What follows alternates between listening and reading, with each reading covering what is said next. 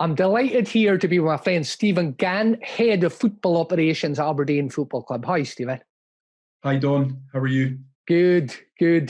Yeah, as I was saying earlier, you'll be on Zoom all the time just now, directing things.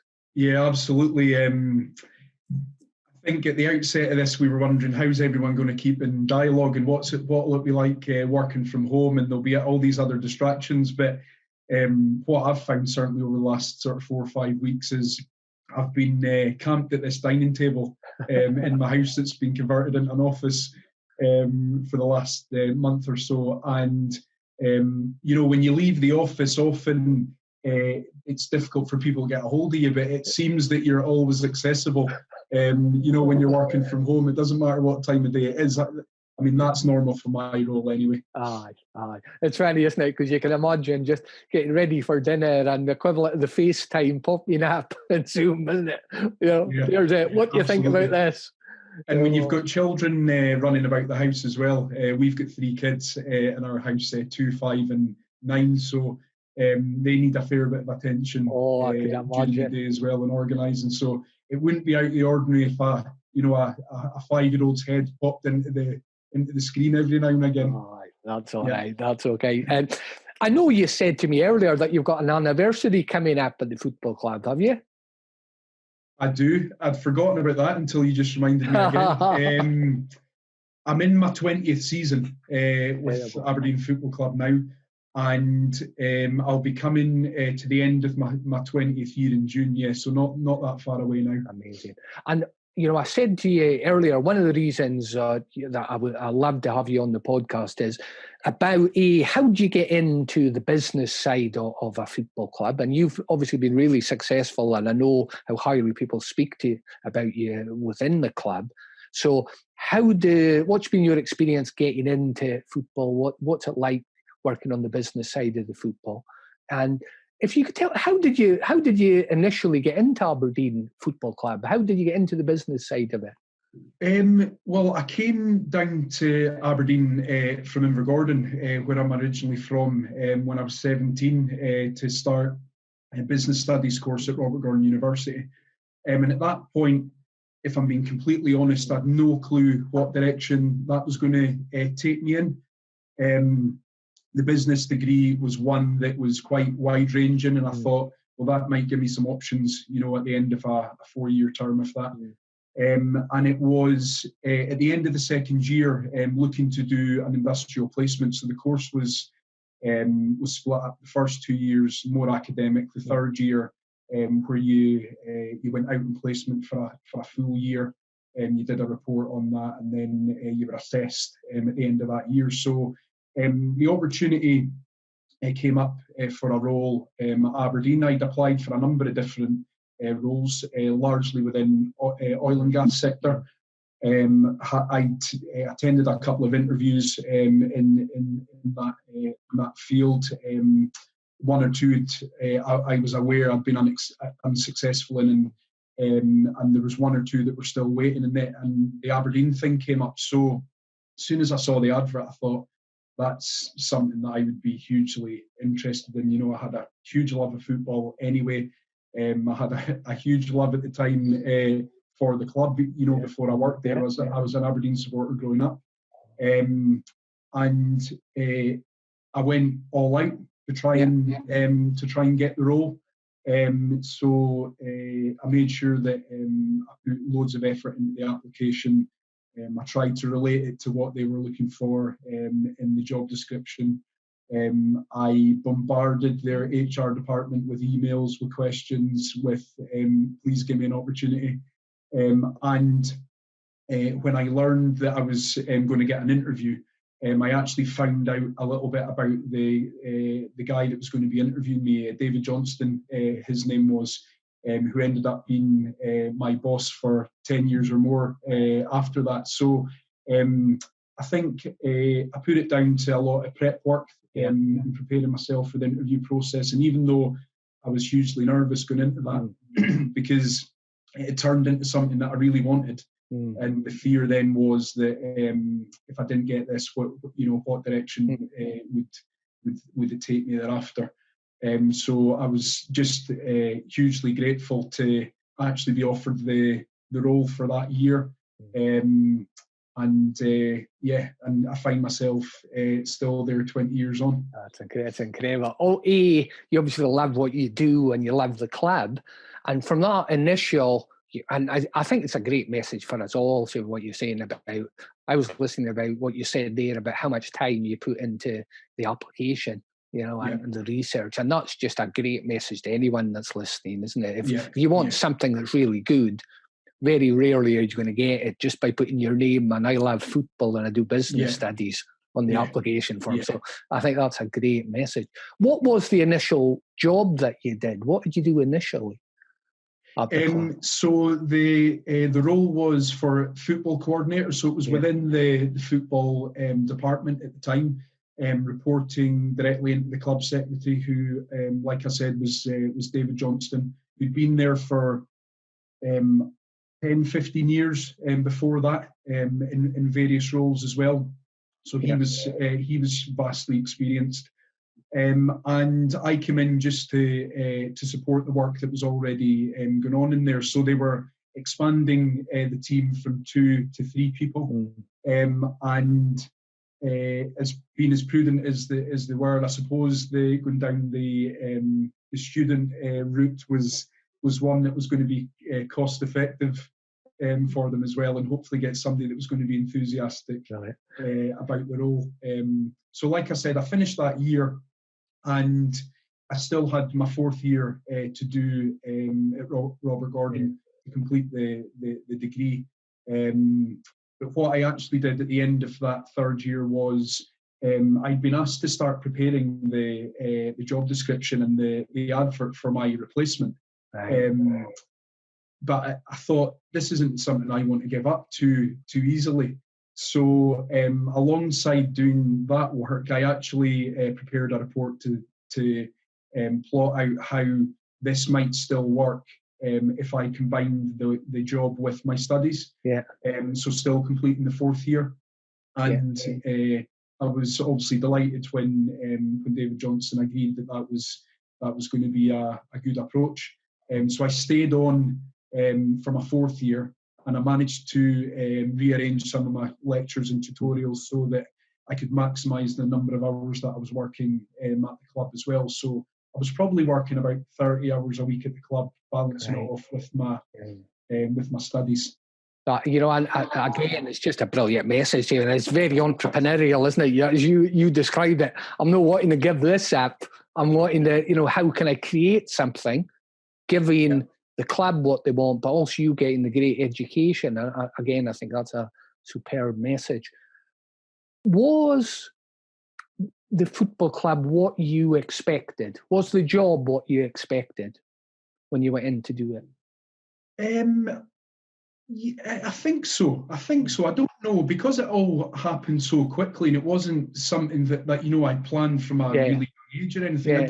I wasn't really sure, I suppose, what to expect. My experience of football was, walking along King Street from the flat that I was staying in, halls of residence, and going to the games. And I hadn't actually ever really thought about, there's maybe a career there or for somebody.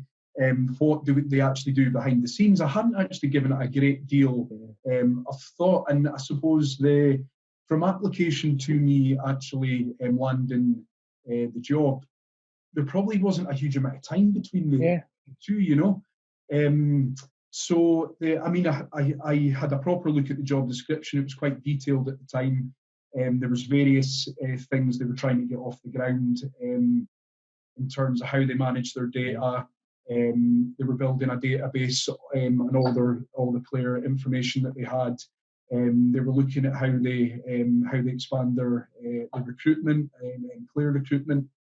So it was all things you would probably expect a football club to be doing. And I suppose I just got my eyes opened, when I was properly exposed to it. It was probably more organised, more professional than I would have given it credit for. But when you're on the outside, Yeah, because you don't see how much effort and organisation it takes, isn't it? You, as you said there, you just see the crowd in the game on 3 o'clock on the Saturday. So, yeah, how I think, and I think it's a phenomenal credit to yourself. You've been at the club that long, and because you're obviously exceptionally good at what you do, and I'm sure you've almost created different things or different roles as you've gone along in these 20 years. How has your role on the business and operation side, how has it developed along these last 20 years? Probably the biggest changes have been in the last sort of 5 or 6 years. I suppose beforehand, I would put myself out there a little bit if there was a direction that the club was moving. I would be volunteering myself to help if it was on the football side or other projects. I would always be sort of looking to take myself out of my comfort zone. But after a period in time, it looked like my opportunities longer term were going to be limited, because I'd sort of grew up, I suppose, in an industry where, and a part of the industry where there's only so many of these roles available, and people actually tend to stay in the roles for a long time. I'm the example of that as well. My predecessor was. And it didn't look like I was going to be able to make, I suppose, the next step, and I was hungry for that. And I didn't actually have any knowledge of anything out with the scope of football operations and what went into that. So I had to think about what direction I wanted to take myself, and I ended up applying for a postgrad in HR management. Okay. There was lots of synergies between what we try and do as a football club and a lot of the HR principles, developing people, performance management. So all of these sort of principles, they're relevant for a normal business, and they're relevant for putting a football team on the pitch and developing that side of it. So I thought, well, this is something that's going to be potentially relevant for me in the football industry, but if it doesn't work out for me, then I've got HR sort of background that I can take in a different direction. Luckily for me, I think it was maybe 2 or 3 months after I graduated with the postgrad. I did it in the evenings for 2 years while I was obviously still working full time. When I got that opportunity, sort of 2 or 3 months down the line, David Johnston was moving across into the stadium project, and that opened the door for me to take more of a managerial and leadership role on the football side. So the pieces sort of fell in place for me at that time. But I'd like to think I had a little bit to do with that, because I prepared myself in taking that 2 years to finish the HR management course. And what I found was a lot of the principles that I'd taken out of that, I was actually able to apply, when I was given the opportunity as football operations manager at the time. My title was. So that was back in 2009. Oh, that's incredible. And again, what you're saying, the similarities, isn't it? Because I can imagine you thinking all the time when you're on the postgrad, how can I apply it to football? How can I create something that's better as well for for your own abilities and for the football club as well? So that's brilliant. So here's a question, because both you and I have been working in the football areas, and out with, we have work in it as well. Do you think football in a business is uniquely different from other businesses? I think there's loads of crossover, loads of similarities. I think business principles apply in a football context. The football club is a business. It wouldn't be able to operate if it didn't have successful marketing team, HR team, finance team. So all of the elements of any other business you'll find in football. It's probably not a surprise to anyone if you take this back a few years that maybe football was behind in terms of some of the things it was doing in some of these areas. But there's been a real push in the last number of years in particular to, I suppose, to catch up with other industries and learn from other industries. But there are, I suppose, elements that I think are quite unique to football as well. I mean, the passion that people show in their roles in football, whether they come into the club as a supporter or not, they get caught up in the emotion of the winning and the losing. One week you could be on cloud nine, the next week, it's utter disaster off the back of one poor or positive result.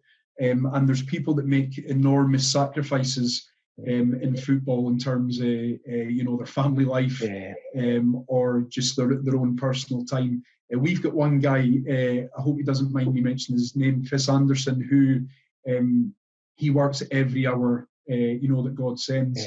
He works on the digital media side, and I don't know, Chris has got a huge passion for football, he's got a huge passion for the club, and I don't know if Chris was in another industry, if it would, you would get the same level of output, just because he makes so many sacrifices for the club. And I'm not saying that's right or wrong.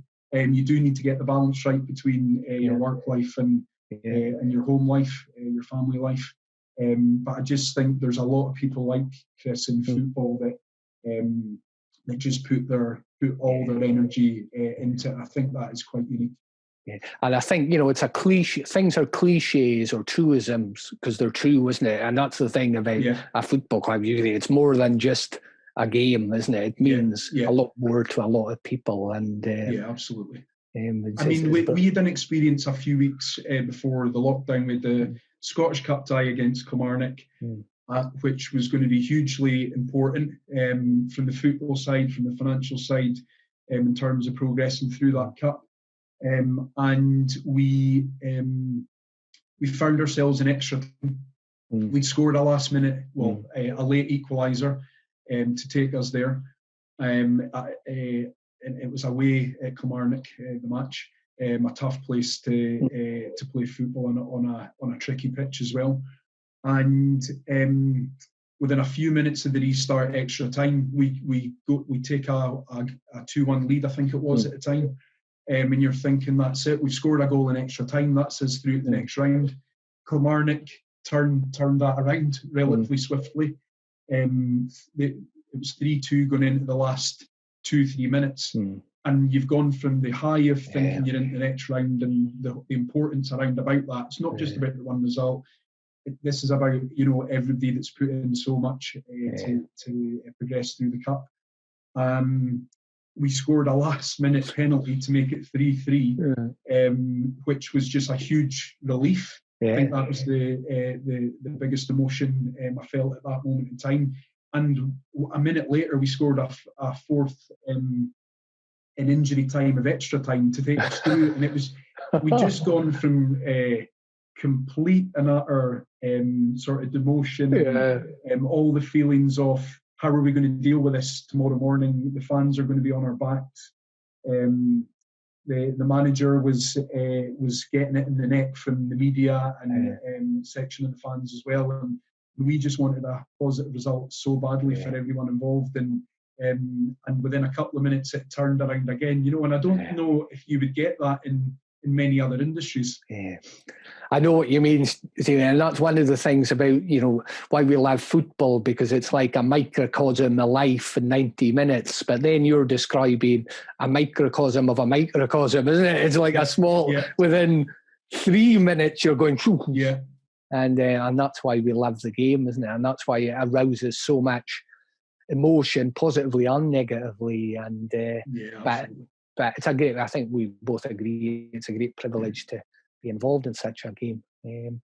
Finally, Stephen, is there any advice that you would give someone that's looking to get into football in the roles that you've kind of done or doing or now?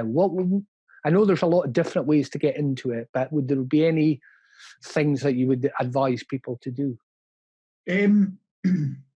we spoke before about different routes into it, but I think taking my own experience and how I prepared myself, I don't think it was all an accident, in terms of my journey. I think some of it is because hopefully I prepared myself properly for it and for the opportunities that were presented to me, and opportunities that I think you can almost create yourself. Mm-hmm.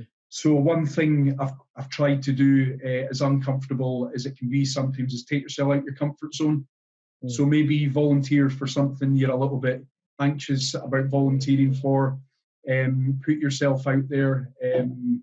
Even things like the opportunity to do this podcast. Mm. I've never actually done a podcast before. This is my first one, so I was delighted when you asked me to get involved, and I would be lying if I said that it didn't fill me with a little bit of apprehension and preparing yourself properly as well for what we're going to be speaking about. So take yourself out of your comfort zone. I think at times that'd be my first sort of bit of advice. And we the second one, I suppose, is we have what we call the AFC personality. Yeah. And we wanted to define how we wanted to go about our business. And one of the personality traits is to show energy in everything that you do. Yeah. And we were trying to make it applicable for things we'd expect for players on the pitch and things we'd expect for staff off the pitch. Yeah. And whatever you're doing, attack it with everything that you've got. And it doesn't go unnoticed. I don't think I was maybe the brightest in my class at school. I don't think I was the brightest in my university course. Mm. There was 30 other people that tried to get the role that I wanted when I applied for the placement all those years ago. But I'd like to think maybe I showed a bit more energy about how I approached it than some of the other ones that gave me that opened that door for me. So I think that's probably actually the biggest single thing that you can take is put as much into it as you can. And I think that's a great message and advice to people. As you said, they have great energy. To go for something. Take yourself out of your comfort zone. At the edge, because you're right. If you don't feel the butterflies in your stomach or I wonder if I can do this or what this is going to be like, you're still in your comfort zone, isn't it? And be really well prepared, because that mitigates it. So and I'd like to think I try and take that approach as well, however important or not the task that I'm doing is. Because everything we do is a reflection on ourselves, and it's a reflection on the club as well. So, and we've got a responsibility, not just our colleagues, but a huge supporter base. And who do they want in the roles that exist in the club? So I often think to myself, if we let it down to the 100,000 or so people that we know are engaged with Aberdeen on some level, would they pick me to do that role? I'd like to put myself in a position where I hope they would, and I always think about that. We're accountable to them, and it'd be pretty obvious pretty quickly if you weren't stepping up to the plate. Superb. Thanks very much for sharing your stories, Stephen, and some great advice there. And because we both know getting into something like football is a very competitive environment, so you almost have to take the bull by the horns and get out your comfort zone, be prepared and be full of energy. Thanks, Stephen. Thank you very much. Cheers, Don. Brilliant.